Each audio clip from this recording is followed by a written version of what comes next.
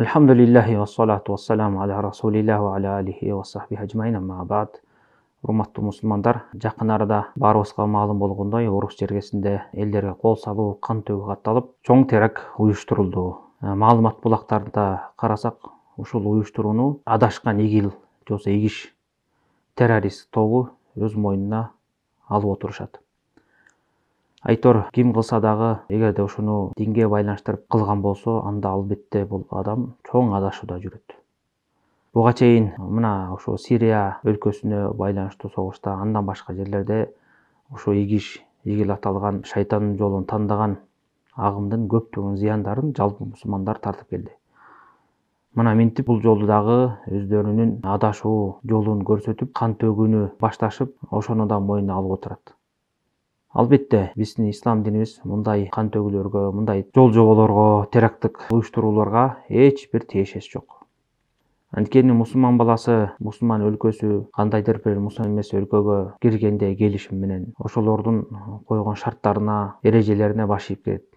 Демек, ал жерге киргенден кийин ошол эрежелерди сактап, кандай эрежелер коюлган болсо, ошого жараша жумушун кылып, ишин аткарыш керек. Мусулман эмес өлкөгө кирип, аларга кыянат кылып, өзү макул болгон шарттан чыгуу бул экижүздүүлүктүн белгиси. Пайгамбар саллаллаху алейхи айткандай, экижүздүүлүктүн бир белгиси бул айткан убадасына турбайт. Жана ошондой эле кимде ким келишим түзүп туруп, бир капыр менен ошо келишимге карабастан ага кыянат кылып канын төккөн болсо, Пайгамбар саллаллаху алейхи айткандай, андай адам бейиштин жынжыт табайт. Ошондуктан ислам динибизде, Куранда, сүннөттө жана ислам аалымдарынын китептеринде, сөздөрүндө мындай маселелер ачык айкын жазылган. Мусулман баласы эч качан келишим түзгөндөн кийин ага кыянат кылбайт. Мейли ал башка диндеги адам болсун. Бул исламдын тазалыгын билдирет. Ошондуктан ушундай көрүнүштөр, ушундай кан төгүүлөр жана андан башка бузуклуктар исламга эч бир тиешеси жок.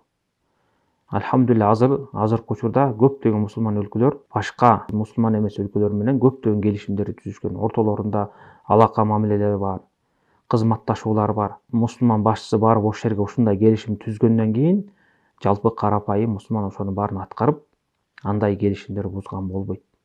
Мына ушул теракттык катталууда көрдүңүздөр, кандайдыр бир адашкан топтун мүчөлөрү ошо акчанын айынан, кээ биреси интервью берип атпайбы, ошо акча айынан ушул жолго бардым, мага акча сунушташкан деп. Жашын, карысын, баласын, кичигин, чоңун аябай, баарына бирдей ок атып, канга боеп отурат. Бул албетте туура эмес.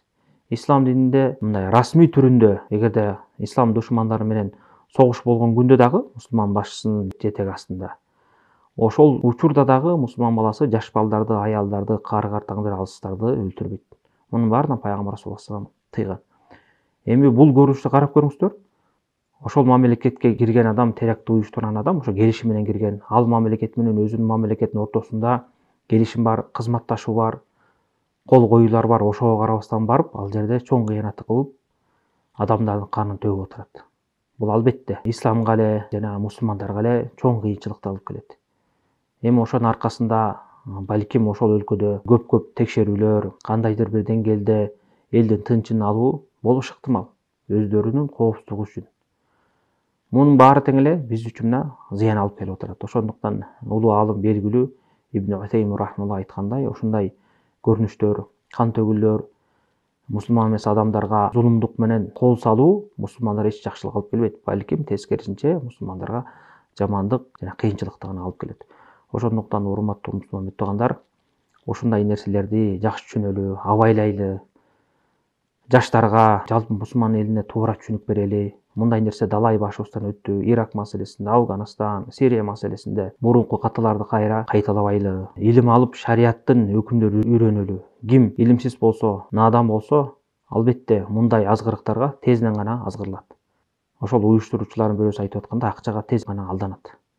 Эгерде ким динди туура үйрөнгөн болсо, туура таалим алган болсо, Куран, сүннөттү, ислам динин, Пайгамбар саллаллаху алейхи вассалам осуяттарын так үйрөнгөн болсо, албетте мындай зулумдук караңгы жолго барбайт. Ошондуктан элдерге айтарым, илимге жакшы көңүл буралы, чоң ишеничтүү аалымдардын фатвасына кайрылып, ушундай окуяларда ошолордон чечим сурап, алардын фатваларына таяналы. жалпы мусулман болгон башчыларга, өлкө башчыларына баш ийип, алардын саясатына аралашпай, алардын башка өлкөлөр менен түзгөн келишимдерин бузбай, чектен чыкпайлы.